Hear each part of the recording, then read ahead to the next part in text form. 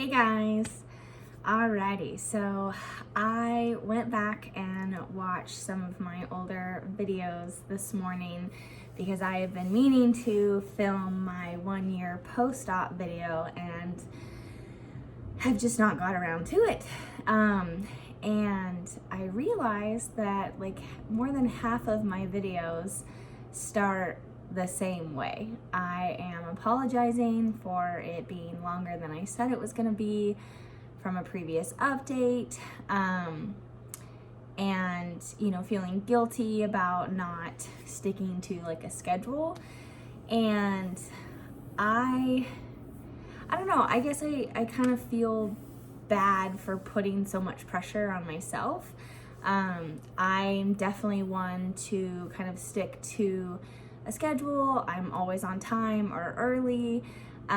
If you know me, then that's just kind of who I am. And so when I started this channel, I was very ambitious. I said I was going to post every single week. I was going to do this. I was going to give you guys updates, not only weight loss related, but working out and lifestyle. And that just didn't happen because, life gets in the way. And then I was kind of falling into this trap of oh, well, my craft room is really messy and that's where I normally film videos, and oh, my bedroom's messy, oh, my hair's, not done, I'm not wearing makeup, and I was making excuses as to why I wouldn't film a video, and then I just wouldn't do it, or I would do it and then not get around to editing it.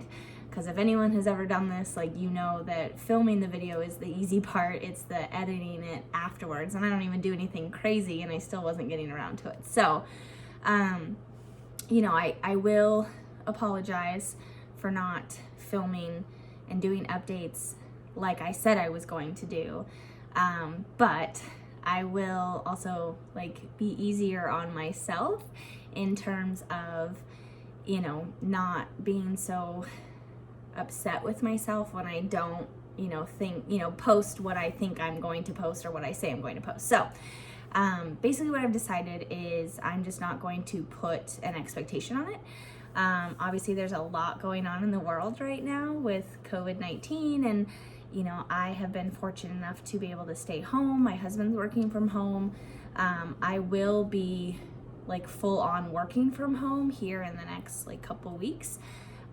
Which I think will be very helpful in terms of my mental sanity and my mental health, getting back into a routine. So I'm really hoping that I will be able to film more, edit more, now that I am home more. But I also have a 2.5-year-old. So like I said, I'm not going to be putting any expectations, but I did want to come on and give you guys a proper 1-year post-op update because that was a huge milestone. I hit another huge milestone about a year and 3 weeks or a year and 2 weeks. I don't remember the exact date. No, it might have been a year and a whole month. Anyways, so I hit another milestone, which was super exciting. And then I just kind of wanted to go over just reflect on the last year and what Gastric Bypass has done for me and what this journey has kind of been for me, for any of those people out there who are kind of thinking about it or in the process of doing research. I know a ton of people are super disappointed right now because your surgeries got canceled or postponed. And I can't imagine being so mentally, physically prepared for a surgery and then it not happening. I would be pretty upset. So I do not, think that those feelings are unwarranted. So I'm sorry if that is happening to you, but hopefully you can, stay on track and kind of look forward to, rescheduling that. So without further ado, my name is Sam. I am now 33 years old and I'm 5'3" 3/4. And this morning, drum roll please, I was 141 pounds this morning, which is so exciting. At my 1 year mark, I was right around, I want to say 145 pounds. And I was really upset with myself. I really wanted to hit that 100 pounds down mark by my 1 year anniversary, and that did not happen. Which is okay, because then a month later, you know, when I least expected it, I had been home, I think, for a week or two already.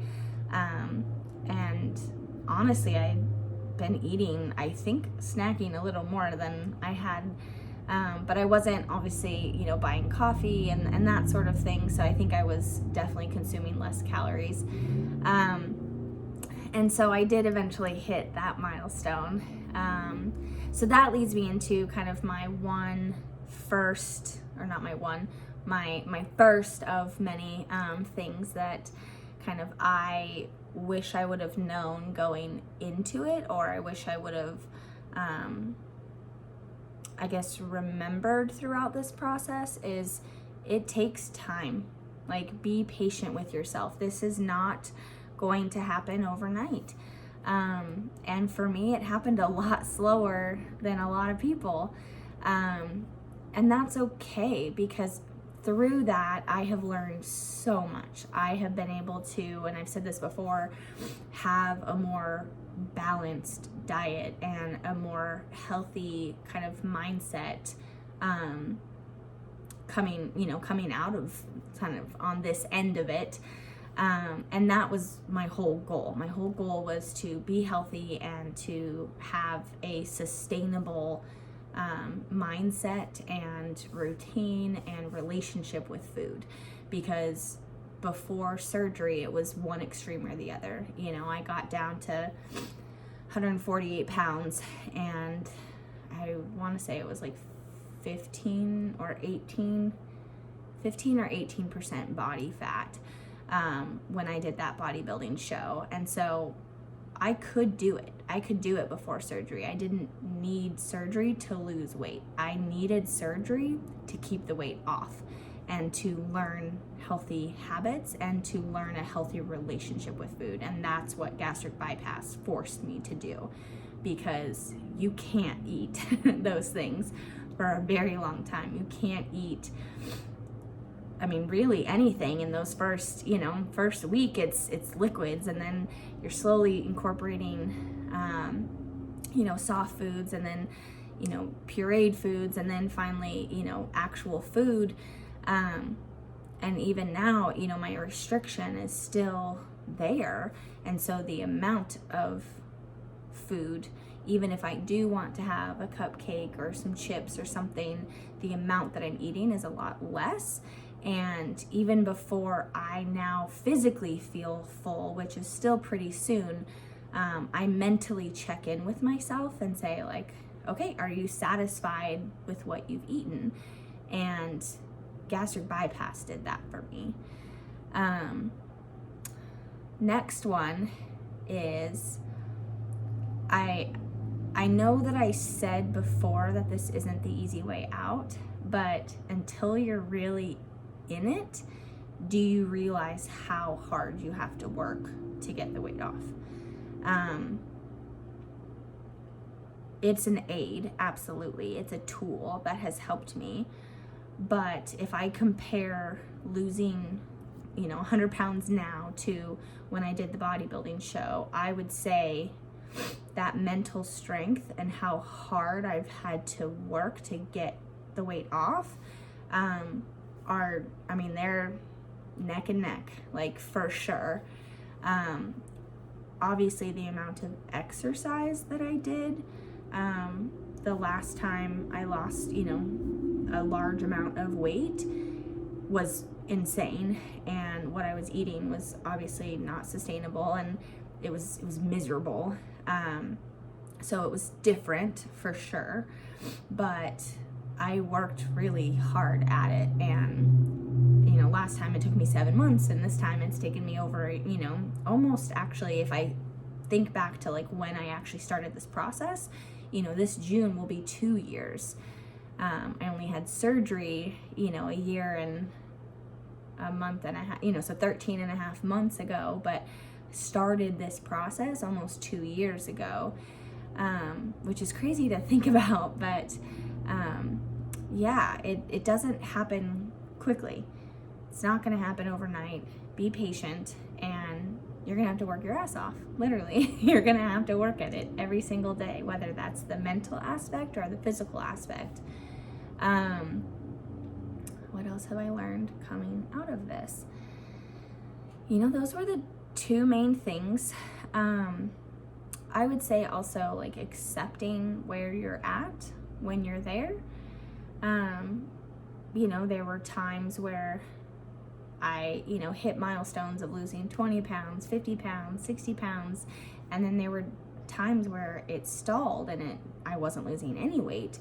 And being able to enjoy that process and where I was at for that amount of time, I would say is something that I kind of got out of this. Like, okay, I'm not losing weight right now, but damn, I look good and I feel good and I'm strong and I'm doing things that I haven't done before.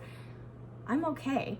That was something that, I hadn't really ever experienced before, especially with bodybuilding. There's always something to criticize. Oh, I want this to be bigger. I want that to be smaller. I want to be stronger here. Oh, I was able to squat, 200 pounds, but I want to squat 250. Like, there's always that, like, unattainable goal.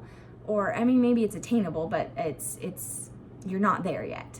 And I had always had that in my mind. Like, even when someone complimented me, like, oh, you look really nice today. Oh, thanks. But, my hair's curly, or I don't know, you always, I think just as society, women are taught, like, be modest. And that's just who I've been my whole life. And I haven't ever, like, been the type of person to, walk into a room and strut your stuff and be, like, super confident on the inside. I might look confident on the outside because I was always taught to appear to be confident, but then when someone compliments you or you hit an achievement, I would never say, like, damn, I look good, like, aren't you proud of me, ever. And so throughout this process, really being able to be proud of myself.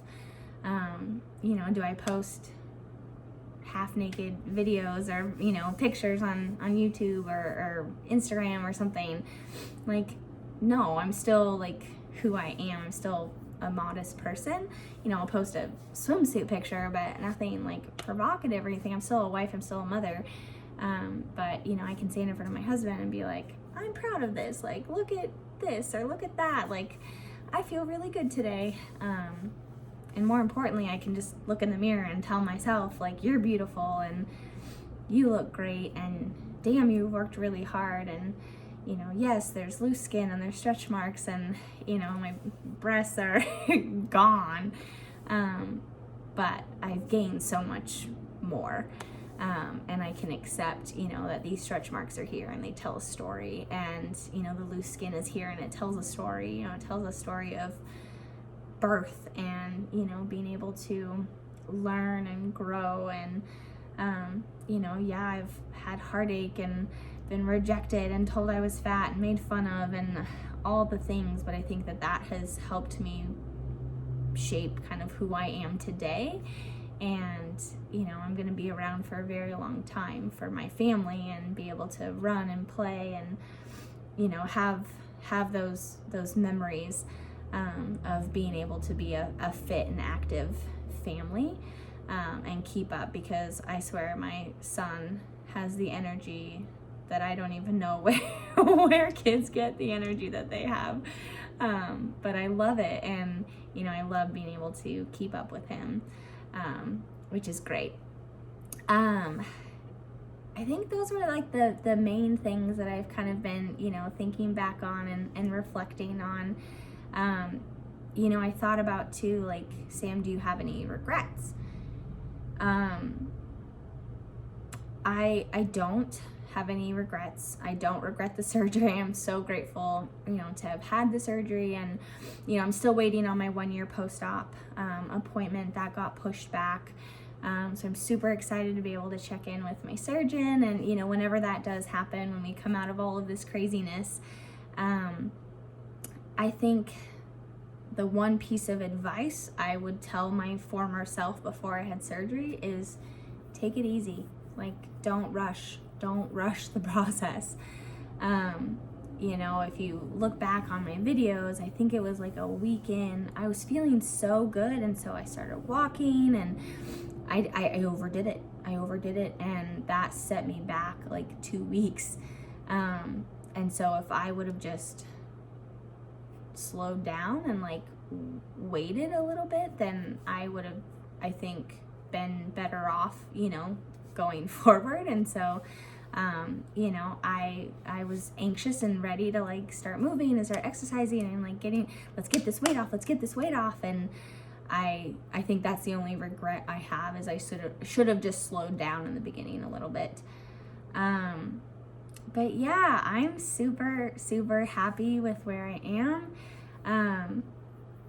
Still working on body composition, building muscles, still, I don't really have any like more goals, like weight loss goals. I kind of gave myself a range, so 135 to 145.